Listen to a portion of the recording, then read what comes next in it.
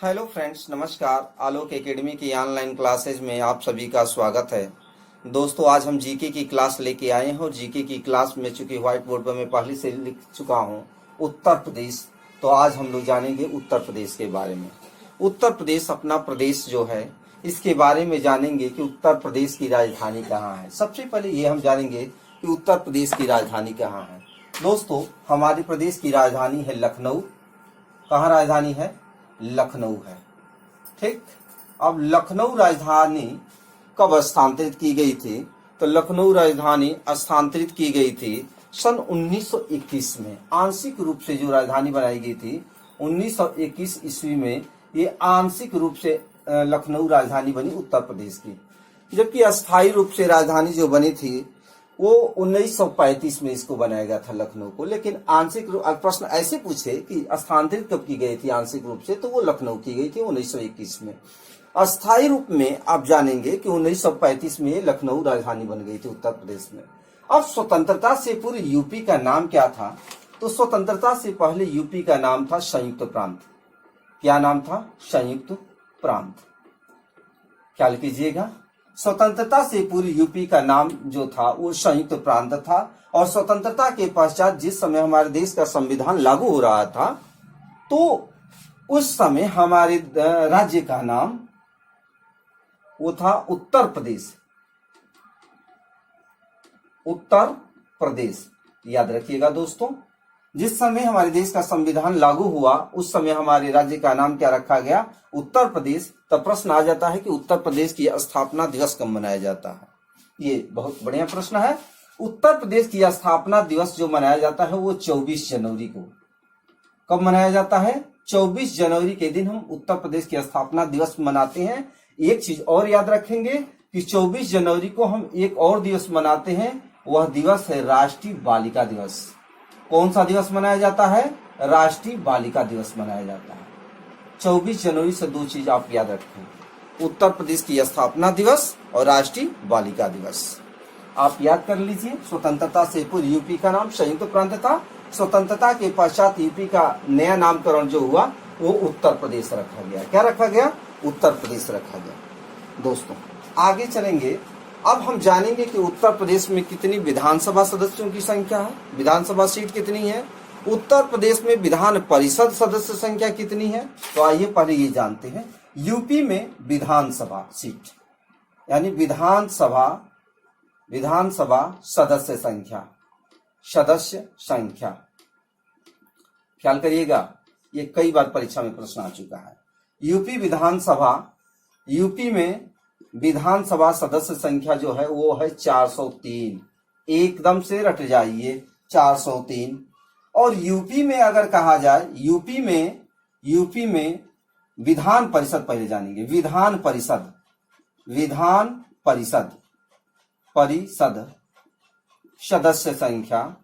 सदस्य संख्या यह है यूपी में 100। कितना है? यूपी में विधान परिषद सदस्य संख्या ये आपका है 100।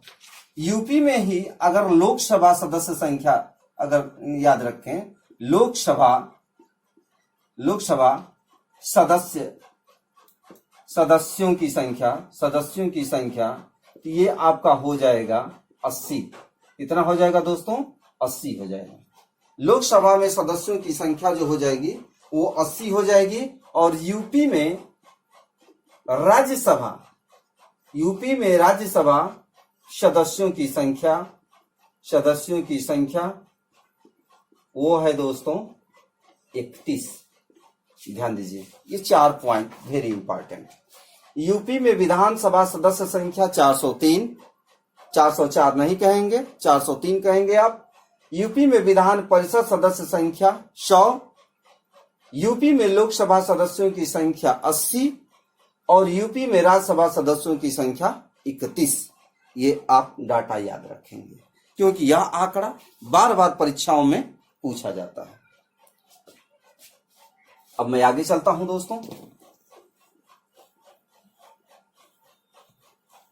आप जीके बहुत बढ़िया से पढ़िए, क्योंकि अगर बढ़िया से आप डेली 6-7 घंटा पढ़ लेते हैं तो जिंदगी में 12 घंटा वाली ड्यूटी नहीं करनी पड़ेगी, एकदम से आप याद रखें। देखिए, अब अगर यूपी के बारे में अगर हम पहले मैप का देख लीजिए, मैप में ये ऊपर उत्तर होता है, क्या होता है, उत्तर, और नीचे की तरफ क्या होता है, दक्षिण होता है। इधर पूर्व होता है और इधर क्या होता है, पश्चिम होता है। अब ये मैं मैप इसलिए बनाया, ये जो बनाना चाहता हूं, समझाना चाहता हूं, ये यूपी मान लीजिए पूरा वो हमारा क्या है, उत्तर प्रदेश है। और उत्तर प्रदेश में मैं ये बताना आपको चाह रहा हूं कि उत्तर प्रदेश में सबसे उत्तर वाला जिला कौन सा है। उत्तर प्रदेश में सबसे उत्तर वाला जिला कौन सा है, तो ये मैं बताना चाहता हूं। उत्तर प्रदेश में सबसे पूर्वी जिला कौन सा है, यूपी में सबसे दक्षिणी जिला कौन है, और यूपी का सबसे पश्चिमी जिला कौन सा है। तो याद रखें, यूपी का जो सबसे पूर्वी जिला है वो है बलिया। क्या कहेंगे, बलिया। बलिया का नाम आप सुने होंगे, कहीं पर जाते होंगे तो भृगु बाबा की जय हम लोग बोलते हैं। तो ये है बागी बलिया, यानी बलिया की धरती। यूपी का सबसे पूर्वी जिला आपका है बलिया। ठीक, अब आइए पश्चिमी जिला के बारे में हम लोग चर्चा करते हैं। तो पश्चिमी जिला है जो, वो है शामली। कौन सा जिला है दोस्तों, ये है शामली। क्लियर हो गया, शामली। उत्तरी जिला जो है वो है सहारनपुर।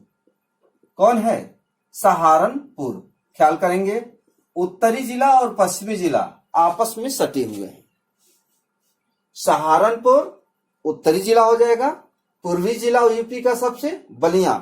ख्याल करिए, सबसे पूरब में उत्तर प्रदेश के बलिया है, जहां से गंगा नदी क्या होती है, यूपी से बाहर निकलती है और बिहार में प्रवेश करती है। ये बलिया जिला है। सबसे दक्षिण में आप जिला अगर देखते हैं तो ये है सोनभद्र। कौन सा जिला दिखाई दे रहा है दोस्तों, ये है सोनभद्र। ये हो गया आपका सोनभद्र जिला। ख्याल करिएगा। अब कभी कभी पूछ देता है दोस्तों कि ये जो ये सोनभद्र जिला है सबसे दक्षिण वाला, वो कितने राज्यों से सटा हुआ है।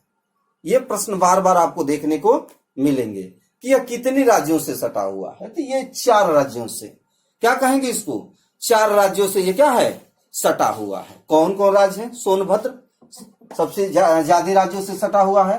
तो ये मध्य प्रदेश का नाम आप सुने होंगे, मध्य प्रदेश हो जाएगा। छत्तीसगढ़, छत्तीसगढ़ से इसकी सीमा मिलती है। फिर झारखंड, झारखंड और बिहार। ध्यान रखिएगा, सोनभद्र की सीमा मध्य प्रदेश से मिलती है, छत्तीसगढ़ से, झारखंड से और बिहार से, 4 राज्यों से मिलती है। एक और यहां पर नोट करने वाला चीज है कि यूपी में एक जिला है इधर ललितपुर। कौन सा जिला है, ललितपुर। और ललितपुर एकमात्र ऐसा जिला है यूपी का, ललितपुर एकमात्र ऐसा जिला है यूपी का जो 3 ओर से मध्य प्रदेश से घिरा हुआ है। कितने ओर से, 3 ओर से मध्य प्रदेश से ये अपना ललितपुर घिरा हुआ है। अब समझिए, और यह यूपी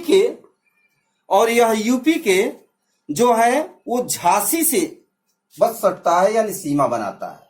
ये ललितपुर जिला है, 3 ओर से मध्य प्रदेश से घिरा हुआ है, याद रखिएगा। तो इस प्रकार से आप जाने कि हमारे पूर्वी जिला यूपी का बलिया हो जाएगा, उत्तर का सहारनपुर हो जाएगा, इधर का पश्चिम का शामली हो जाएगा, और दक्षिण का क्या हो जाएगा दोस्तों, सोनभद्र हो जाएगा। ललितपुर के बारे में आपने जाना कि ललितपुर 3 ओर से क्या किस राज्य से घिरा हुआ है, तो मध्य प्रदेश से घिरा हुआ है। क्लियर हो गया, चलते हैं आगे। देखिए, अब हम जानेंगे कि यूपी में गंगा नदी प्रवाहित होती है। देव नदी कही जाती है गंगा। तो यूपी में जो गंगा नदी प्रवाहित होती हैं, तो गंगा नदी जब यूपी में, जहां यूपी की शुरुआत हो रही है, वहां से गंगा नदी किस जिले से प्रवेश करती हैं और किस जिले से बाहर जाती हैं। अगर मान लीजिए यहां से गंगा नदी प्रवेश कर रही है, गंगा नदी, तो यहां वाला जिला कौन सा है और यूपी का कौन सा जिला है जहां से वह बाहर जाती हैं, यानी यूपी से निकलती हैं, अन्य राज्य में प्रवेश करती हैं। तो ख्याल करेंगे दोस्तों, प्रवेश जो हो रहा है गंगा नदी का, वो हो रहा है बिजनौर से। कहां से? बिजनौर जिले से। और बाहर कहां से निकलती है? तो बलिया जिले से। ख्याल करिएगा, हमारी गंगा नदी का यूपी में प्रवेश बिजनौर जिला से, और यूपी से बाहर जब निकलती है तो वो बलिया जिला होता है। ये चीज याद रखिएगा। अब एक चीज यहीं पर याद रख लेना है हम लोगों को कि गंगा नदी जब यूपी में आती हैं तो गंगा नदी के यूपी में आने पर सबसे पहली सहायक नदी गंगा नदी की यूपी में सबसे पहली सहायक नदी कौन है? पहली सहायक नदी कौन है? और अगर हम यही क्वेश्चन को अगर रिपीट करते हैं, यूपी के जगह पर हम बिहार लिख देते हैं। क्या लिख देते हैं? बिहार लिख देते हैं कि गंगा नदी की बिहार में सबसे पहली